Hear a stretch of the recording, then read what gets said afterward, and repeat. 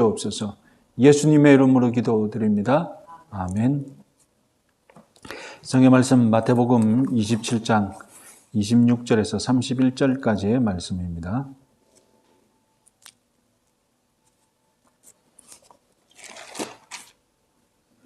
마태복음 27장 26절에서 31절 같이 읽겠습니다. 이에 바라바는 그들에게 놓아주고 예수는 채찍질하고 십자가에 못 박히게 넘겨주니라. 이에 총독의 군병들이 예수를 데리고 관정 안으로 들어가서 온 군대를 그에게로 모으고 그의 옷을 벗기고 홍포를 입히며 가시관을 엮어 그 머리에 씌우고 갈대를 그 오른손에 들리고 그 앞에서 무릎을 꿇고 희롱하여 이르되 유대인의 왕이여 평안할지어다 하며 그에게 침뱉고 갈대를 빼앗아 그의 머리를 치더라. 희롱을 다 한 후에 홍포를 벗기고 도로 그의 옷을 입혀 십자가에 못 박으려고 끌고 나가니라. 아멘. 금요일 새벽에 예수님은 불공정한 재판을 졸속으로 받고 십자가형을 받으셨습니다. 그리고 금요일 아침에 드디어 십자가형이 시작됩니다. 그런데 뜻밖에도 마태는 차분하고 절제된 형식의 보고서를 쓰고 있습니다.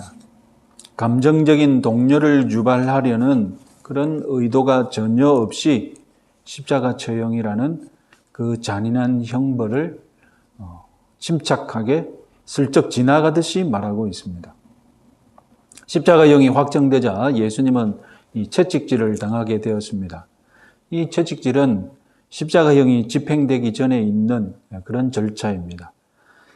마태복음 10장과 23장을 보면 유대인들도 회당에서 마을 안전을 위해 마을 질서를 위해 채찍질을 했습니다. 그 회당의 채찍질은 이 끈이나 막대기로 최대 40대까지 내려졌습니다. 유대 회당의 채찍질은 소위 체벌 수준입니다. 그러나 십자가형의 채찍질은 고문 이상입니다.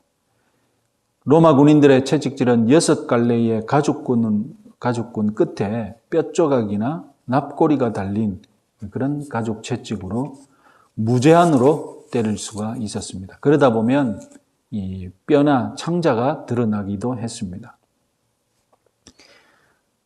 영화 패션 오브 크라이스트 보셨죠? 그 영화가 가장 잘 묘사한 것, 가장 사실적으로 묘사한 것이 이 채찍질의 잔인함이지 않습니까? 이 로마의 채찍질이 이렇게 잔인한 이유는 십자가형이 집행되기 전에 필수적인 절차로서 이 죄인이 십자가에서 빨리 죽을 수 있도록 진짜로 반죽음으로 만들어 놓는 절차였기 때문입니다. 십자가형이 확정된 예수님은 바로 이런 채찍질을 당하게 되었습니다. 그런데 요한복음을 보면 예수님은 이 빌라도의 재판을 받는 도중에 중간에 한번 채찍질을 당했다는 것을 알 수 있습니다.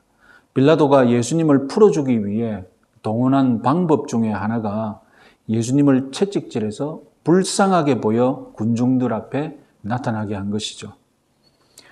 마태와 요한 둘 다 착각 없이 복음서를 기록했다면 예수님은 한 번의 채찍질을 당한 것이 아니라 2번 당하고 만 것입니다.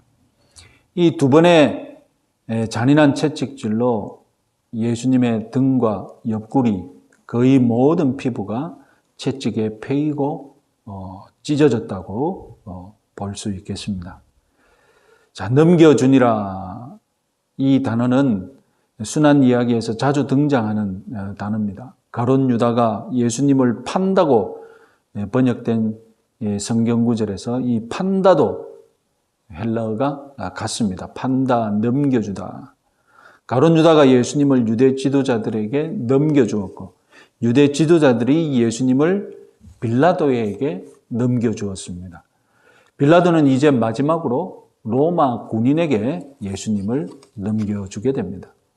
채찍질 당하신 예수님은 27절에서 로마 군인에게 놀잇감 취급당하는 모욕을 받으십니다.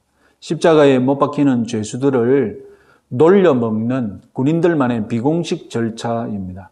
무료한 군인들이 죄수의 제목에 따라서 다양한 아이디어로 놀려먹는 놀이가 있었습니다. 왕의 놀이도 그 중에 하나였습니다. 왕의 옷을 입혀서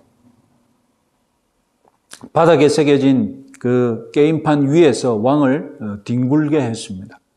예수님에게도 이런 놀이가 행해졌을 것입니다.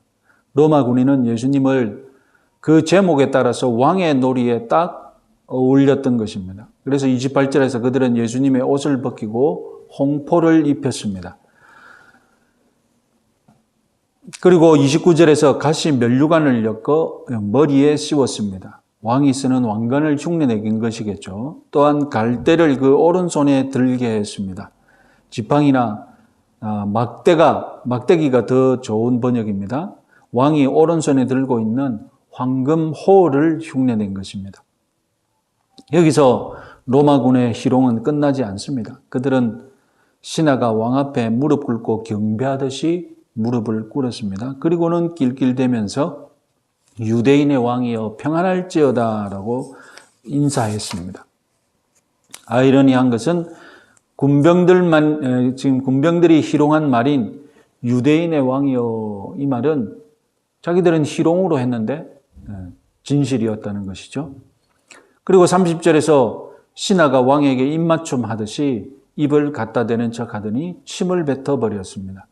침 뱉는 것으로 희롱이 극에 달하게 되자 그들은 갈대호를 빼앗아서 예수님의 머리를 후려치는 것으로 왕의 놀이를 장식했습니다. 시간이 더 있었다면 더 잔인한 희롱거리를 놀렸겠지만 이제 로마 군병들은 예수님을 십자가 지게 하기 위해 군중들 앞에 내어놓아야 했습니다. 로마 군병들은 예수님 동족 유대인들에게는 민족 모독처럼 보이거든요. 그래서 31절에서 로마 군인들은 유대인들을 자극하지 않기 위해 예수님이 입고 있었던 옷을 다시 입혀서 밖으로 끌고 나왔던 것입니다. 자, 이 시간에 오늘 본문에서 우리 주님이 당하신 고난과 고통 묵상하기를 원합니다. 우리 주님은 많은 채찍질을 받으셨습니다. 우리 주님이 채찍에 맞음으로 우리가 나음을 입을 수 있음을 믿으시기 바랍니다. 로마 군인들은 예수님을 왕으로 희롱하였지만 예수님은 그 모든 희롱을 다 받고 참으셨습니다. 우리들을 당신의 백성으로 우리에게 진정한 왕이 되기 위함이었습니다. 우리 주님이 가시 면류관에 찔림은 우리의 허물을 인함이었습니다. 이 모든 것은 우리를 자기 백성 삼으시기 위함이었음을 믿으시기 바랍니다.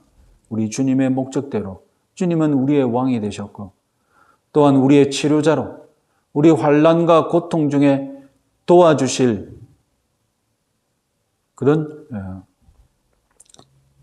도와주시는 분으로 우리와 함께 계심을 믿으시기 바랍니다. 우리 왕께, 우리 영혼의 치료자께, 우리의 도움이, 우리의 영원한 도와주시는 분께 감사와 찬양을 드리는 고난주간이 되시기 바랍니다. 지금 그분은 하늘에 계신 왕이시지만 지상에 계실 때에 인간이 당할 수 있는 모든 고통을 다 받으셨기에 오늘날 우리가 땅 위에서 당하는 고통을 우리가 호소할 때마다 우리를 이해하시고 우리를 능히 동정하시고 우리를 능히 도와주실 수 있는 분이심을 믿으시기 바랍니다. 오늘 모든 고통을 몸소 감당하셨던 주님께 우리의 고난을 호소하시고 우리의 도움을 얻는 그런 기도 시간이 되시기 바랍니다. 자유롭게 기도하는 시간 갖겠습니다.